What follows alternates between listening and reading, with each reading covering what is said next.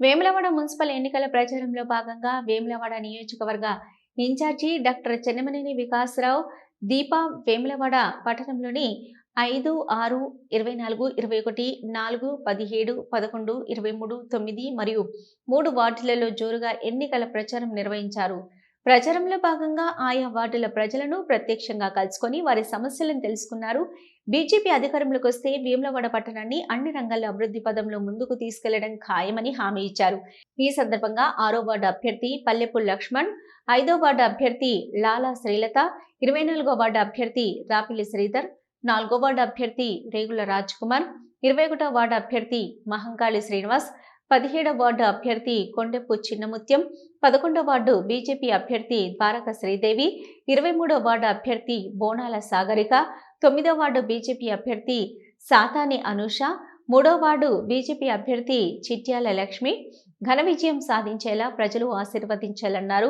ఈ సందర్భంగా ఆయన మాట్లాడుతూ వేములవాడ పట్టణంలో వార్డుల అభివృద్ధి, మౌలిక వసతుల కల్పన, మహిళా సాధికారత లక్ష్యంగా బీజేపీ పనిచేస్తుందని పేర్కొంటూ బీజేపీ బలపరిచిన అభ్యర్థులను గెలిపించాలని ప్రజలను ఆయన కోరారు. కార్యక్రమంలో అన్ని వార్డుల బీజేపీ కౌన్సిలర్ అభ్యర్థులు, సీనియర్ నాయకులు, మహిళా నాయకులు, కార్యకర్తలు, మహిళలు మరియు ప్రజలు పెద్ద సంఖ్యలో పాల్గొన్నారు. ఎవరో కాదండి, మన ద్వారక శ్రీదేవి గారిని తప్పనిసరిగా గెలిపించుకుందాం. 11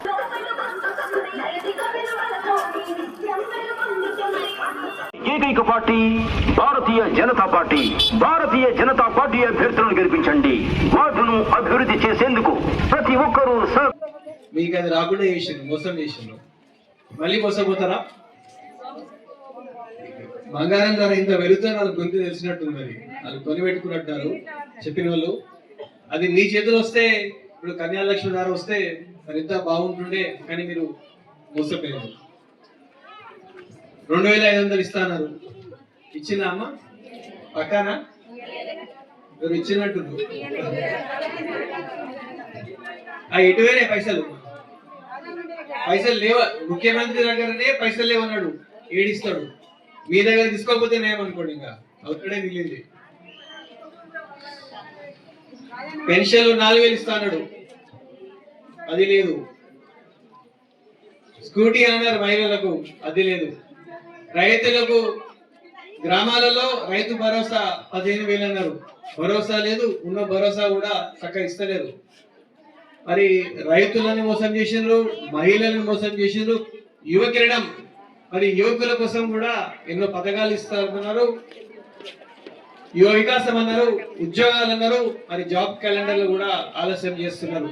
రైతులు, మహిళలు, యువకులను, మరి పేదలను అందరినీ మరి మోసం చేసిన ప్రభుత్వం కాంగ్రెస్ ప్రభుత్వం. మీరు గుర్తుంచుకోవాలి. మళ్ళీ మోసపోతారా అమ్మా? కొంతమందిని అమాయకుంటారు, ఎప్పుడు మోసగించచ్చు. కొంతమంది తెలియకుండా అప్పుడప్పుడు మోసపోతారు. కానీ ఎప్పుడు అందరినీ మోసగించరాదు. మరి నాకు నమ్మకం ఉంది మీరు ఈసారి మోసపోరు. మరి ఎప్పుడు మోసపోగా ఉండాలంటే కమలం పువ్వు గుర్తుపైన మీ ఓటు పడాలి. పడుతుందా పడాలా? మరి అనుష గారికి మీరు గెలిపిస్తే మీతో అనుక్షణం ఉంటుందని నేను మనం చేసుకుంటున్నాను. మీకు సమస్యలు ఏదైనా దానికి పైసలు అవసరం. మహాలక్ష్మి స్కీమ్ ద్వారా మీకు మోసపోయారు. కానీ లక్ష్మి మాత్రం కేవలం బీజేపీ దగ్గర ఉంది. కమలం పువ్వు ఎక్కడ ఉంటుందమ్మా? లక్ష్మీదేవి దగ్గర ఉంటుంది. రేవంత్ రెడ్డి గారు స్వయాన మరి మా దగ్గర డబ్బులు లేవని చేతులు ఇచ్చేసారు. కేవలం నిధులు ఎవరి దగ్గర ఉన్నాయి? నరేంద్ర మోడీ గారి దగ్గర ఉన్నాయి. భారతదేశాన్ని ఇప్పుడు మన భారతదేశం ప్రపంచంలో 4వ అతిపెద్ద ఆర్థిక వ్యవస్థ. మన దగ్గర నిధులు ఉన్నాయి. నరేంద్ర మోడీ గారు పనిచేయడానికి, నిధులు పంపేయడానికి రెడీ ఉన్నారు. కానీ ఇక్కడ మున్సిపాలిటీలో మరి బీజేపీ, ఇక్కడ మనం వార్డు గెలిస్తే మున్సిపాలిటీలు మనం గెలవచ్చు.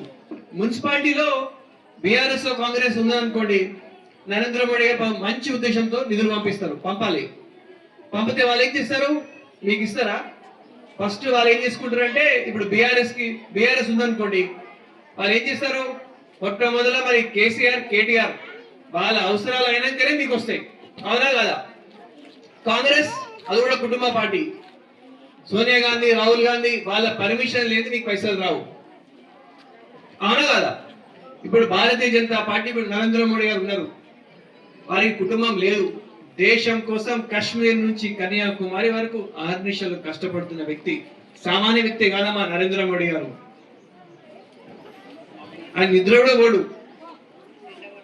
ఏ దేశమైనా ఎక్కడైనా మన పేద ప్రజల గురించి, మన పిల్లల గురించి ఆలోచించే ఒక పెద్ద యోగి, ఆయన మహాపురుషుడు. ఖచ్చితంగా నరేంద్ర మోడీ గారు ఒక కారణ జన్ముడు. మాకు అదృష్టం మనందరికీ. కమలం పువ్వు గుర్తుకేస్తే ఏదో మాకేసినట్టు బీజేపీకి వేసినట్టు కాదు, మీ పిల్లల భవిష్యత్తు కోసం మీరు ఓటేస్తున్నారని మీరు గుర్తుంచుకోండి. ఎందుకంటే ఒక వ్యక్తి, ఒక వ్యవస్థ ఉన్నది. నరేంద్ర మోడీ గారు మన కోసం పనిచేస్తున్నాడు, తన కోసం కాదు. అది మనం గుర్తుపెట్టుకోవాలి.